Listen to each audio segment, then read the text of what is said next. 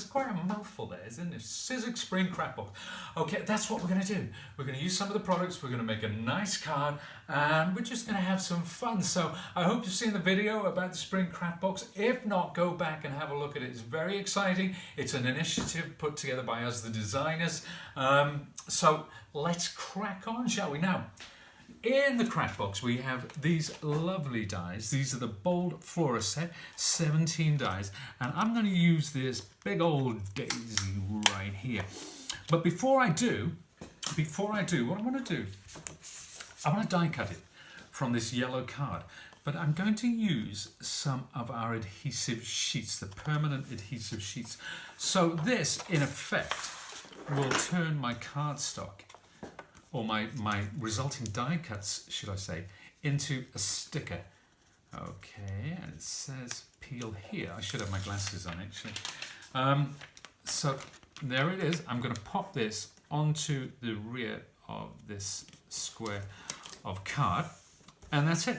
So we've got this backing here, and then when we put it onto the bed of our big shot machine, together with the die, what's going to happen when we cut it? It's just going to cut like a regular piece of card, but the important thing, and then we'll wind it through. I'm using my Big Shot today, my Big Shot Classic. I'm going to keep calling it the Big Shot Classic until we change the name.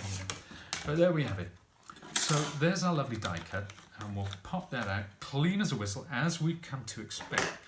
Now let's take maybe, oh no, I don't even need my tweezers or my pokey tool at all. I'm just going to tear. Maybe I do after all. It does come away very easily. It's just me, folks. I haven't got my glasses on, and I'm all over the shop at the moment. So let's peel that away. Look at that, just like I said, absolutely gorgeous. Now I'm going to put this. This is some. There are 2 shades of yellow which come in the craft box, and they are 2 shades amongst these 10. So let me just fan those out for you. So that's limoncello, that's banana blast, we've got green tea, we've got mint julep, we've got Arctic sky, we've got lavender dust, and all our favourite pinks as well. So it's a gorgeous, gorgeous little set. So we've stuck that down. It's gone straight down, no messing or fussing about with glue. That is the beauty of these adhesive sheets, especially if you've got really delicate die cuts as well, and you don't want to be messing around with glue. So what I'm doing now, I'm creating a background. I'm layering these up, and then once I've got about say 6, 8 of them in place, what I'm going to do then is I'm going to trim this to size. But so we'll layer those up, and then you get the picture. So I'm going to fill this sheet. Then I'm going to trim the whole thing down to size using a guillotine or paper trimmer, whichever you prefer. And we're going to have something like this. This is how it's going to end up. So you can see as well, I've rounded off the corners with a corner punch. Now, I want to put an aperture in there. And I'm going to do that with one of the 4 dies that come in my set. And these dies are to use with the dimensional domes. Now, to do an aperture, what I want to do to make sure that that die stays in place, isn't it always the way? You know, you're doing a video like this. Andy's kindly offering me his glasses. No, it's not that, Andy. What it is I cut my nails last night. I thought, I'm doing these videos, I want to have nice clean nails. And I can't find the end of the tape. It's great tape.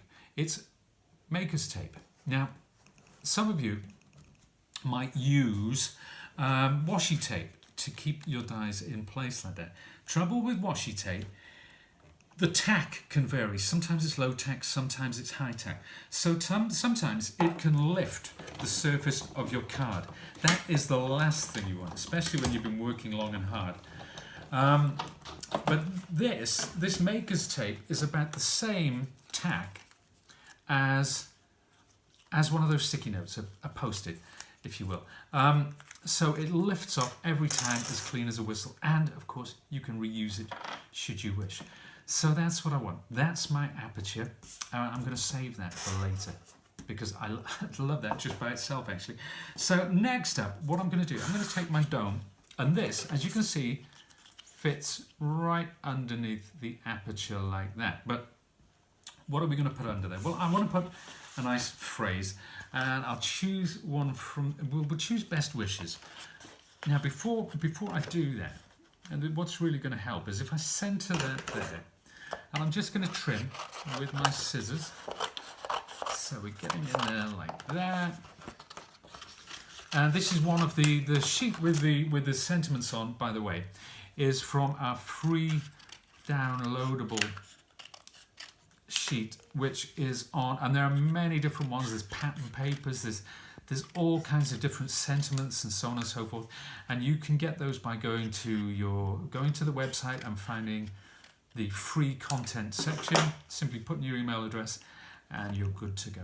So what I've done now, I've cut that to size. Now I want to make a nice little shaker card, and I'm going to add some of these cherry blossom sequins and beads. Now they come in this handy little tube, and you're getting 1, 2, 3, 4, 5 different ones. You can see they're slightly different colors, and they fit in with the whole cherry blossom color landscape, which is great. Now I'm going to tip some.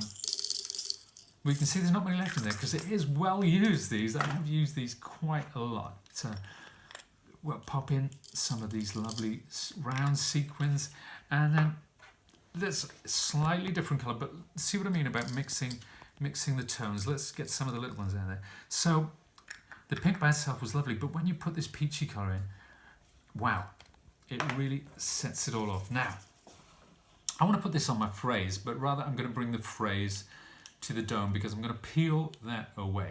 That is where my adhesive ring is. So there's no messing about with glues or anything. Now there's my phrase, and because I've cut it to size, I can get it absolutely bob on. There we have it. So there's our little shaker phrase. Now this is going to go underneath, and I'm actually going to put this in. Now let's make sure I get the phrase the right way up. That would be, quite frankly, disastrous.